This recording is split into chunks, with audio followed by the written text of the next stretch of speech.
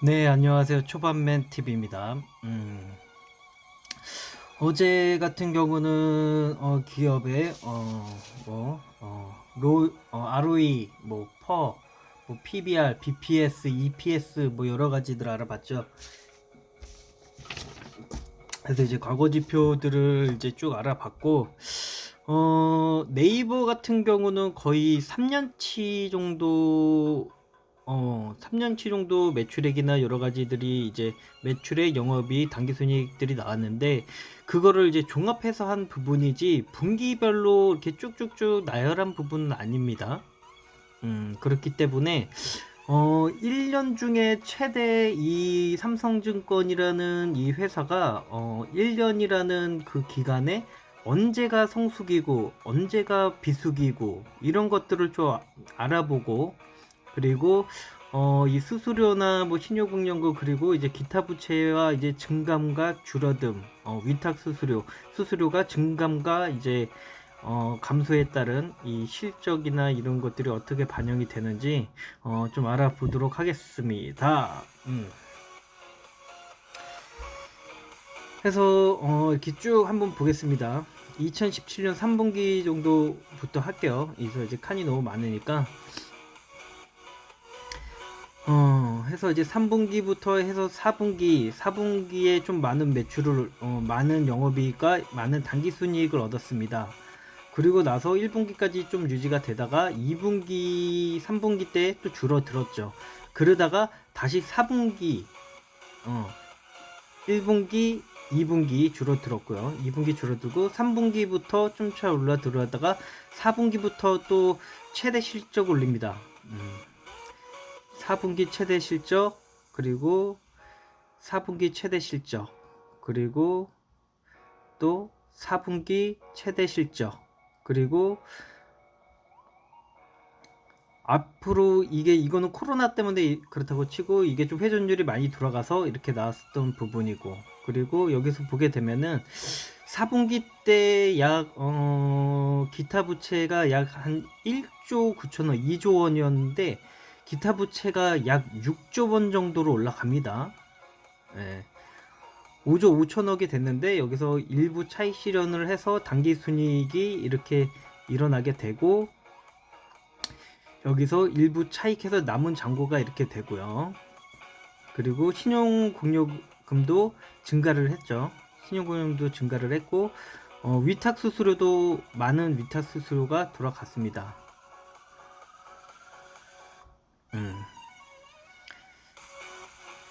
그래서 보면은 지금 3분기, 2분기죠. 2분기.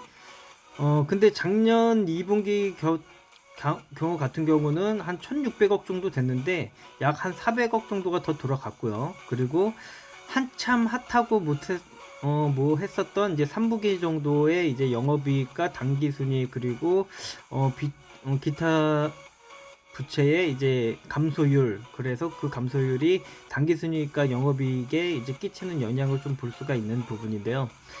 그래서 대표적으로 3분기부터 4분기, 3분기부터 4분기, 3분기부터 4분기, 예, 그러면 여기서부터 3분기부터 4분기가 엄청난 영업이익을 창출할 수가 있다라고 볼 수가 있겠네요.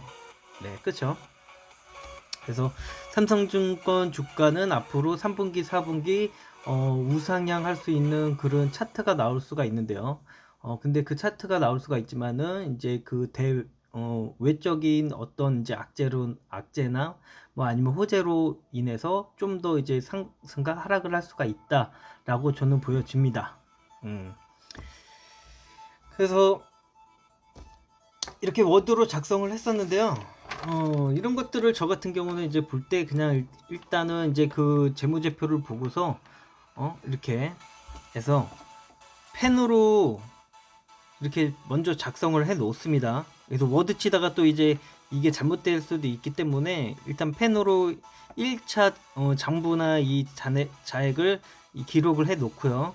그 다음에 워드로 이렇게 해서 깔끔하게 여러분들이 보기 쉽도록 해서 언제가 이 감소율이 있었고 언제부터 얘네들이 성수기고 언네들이 비수기고 성수기고 비수기고 성수기고 비수기를 볼 수 있고 이런 것들을 제가 매매하는 데 있어서 이런 것들을 전체적인 이 영업이익이나 단기순이익 외적으로 이제 부채 증감률 그리고 뭐 이제 여러 가지들을 봅니다.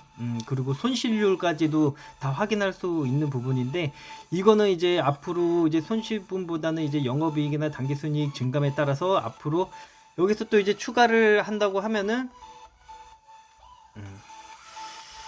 추가가 있다면은 이거에 따른 예를 들어서 17년, 18년, 19년, 20년도 그러면은 17년도, 18년도, 19년도에 따른 이 영업이익이랑 여러 가지 증감에 따라서 어떻게 주가가 반영이 됐었는지를 보면은 될 것 같습니다.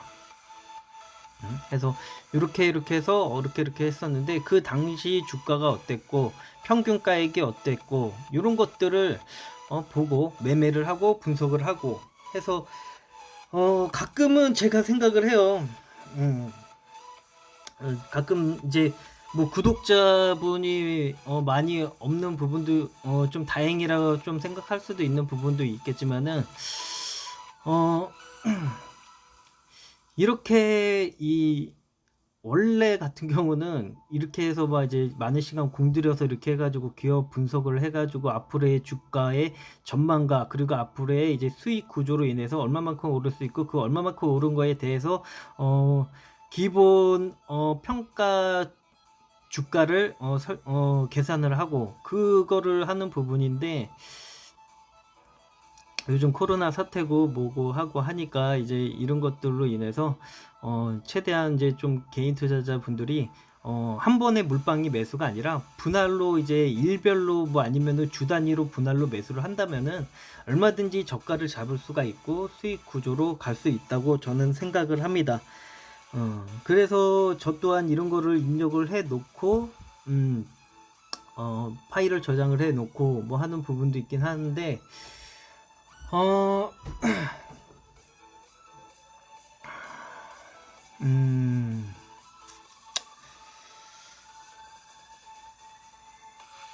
그래서, 이 단타 매매가 아니라, 장기 투자를 하고, 기업 분석, 이 가치 투자를 하시는 분들에게는, 엄청 많이 도움이 될 거라고 저는 생각을 합니다. 예. 그래서 뭐 단타 하시는 분들도 결국 나중에나 이제 좀 더 이제 많은 그런 이제 실력을 쌓기 위해서는 한 3년간, 4년간 이 실적 보고서나 이런 거를 이제 열람을 해가지고 이 회사가 어느 시즌 연간으로 따졌을 때, 연간으로 했을 때 어느 때가 이제 이 예를 들어서 이 증권사가 아니라 뭐 이제 이 뭐 제조 판매업 같은 경우는 어느 때가 이 공장 가동률이나 뭐 아니면은 이 많은 회전율들이 돌아가 가지고 수익을 내는 성수기가 언제냐라고 이제 파악을 하게 된다면은 예를 들어서 최저가인 비수기 때 주식을 매수를 해서 성수기가 돼서 한참 성수기가 올라간 꼭대기쯤에서 매도를 하게 되면은 많은 수익을 볼 수가 있어요. 근데 이제 이거 같은 경우는 이제 장기 투자를 해야 되는 부분이 있겠죠. 아무래도 기업 실적이 비수기 때 사서 성수기 때 판다. 이 매매 방법은 한 보통 억에서 그 이상 억 단위 이상 되는 분들 매매 방식입니다. 그리고 많게는 뭐 100억 뭐 1000억 뭐 이 많은 돈 단위를 매수를 하는 사람들의 이제 이 기업 분석이라고 보면 될 것 같아요. 왜냐면은 단타라는 거 같은 경우는 단타의 한계적인 이 매수가 있습니다. 뭐 거래량이 예를 들어서 없는 종목이 막 5%막 6%뭐 이렇게 왔다 갔다 하는데 큰 매수가 들어가게 되면은 이 시세 포착이 돼요. 어디 증권사에서 얼마만큼 매수를 했네. 근데 그 금액이 커질수록 매수 거래 창구에서 상위 거래 창구로 변해 버립니다. 그러면은 상위 거래 창구가 노출이 되면서 얘 뭐지?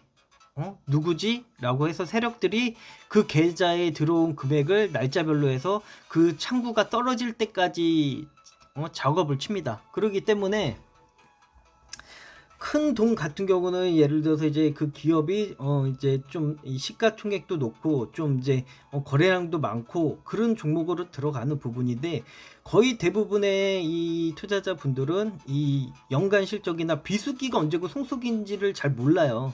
그래서 이거를 지금 살 때인가 팔 때인가를 잘 모르는 부분이 있고 그런 부분도 있는데, 그래서 이런 것들을 저는 좀 공부를 하고 이 과거 지표가 꼭 나쁘다는 거는 아니에요. 왜냐면은 이 과거 지표도 연간으로 해서 몇 년간 이제 산출을 해서 성수기가 언제고 비수기가 언제인지를 파악을 하는데도 아주 좋은 지표이기 때문에, 그래서 저 같은 경우는 한 주식을 매수하기 전에는 항상 한 3년치 이 영업이익이나 뭐 이제 매출액이나 영업이익, 당기순이익을 산출을 해봐서 어느 때가 가장 이 회사가 돈을 많이 벌고 회전율이 높아지고 어느 때가 성수기냐, 뭐 이런 것들, 그런 것들을 이제 파악을 해서 매수를 하고 매도를 하고 그래서 여러분들이 만약에 이제 돈을 많이 벌고 단타를 만약에 할 수 없을 정도의 돈이 된다면은 결국에는 가치 평가나 뭐 여러 기업 분석을 통해서 주식을 할 수 있는 부분이니까요.